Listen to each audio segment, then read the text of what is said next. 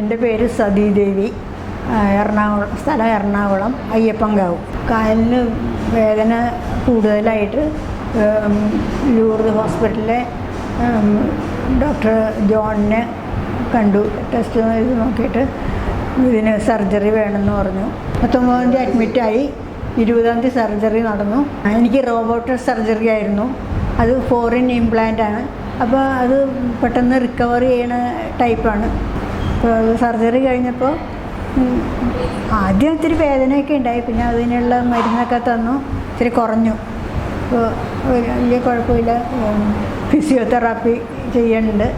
എനിക്ക് സന്തോഷമായി. ഡോക്ടറിന് താങ്ക്സ് പറയണം.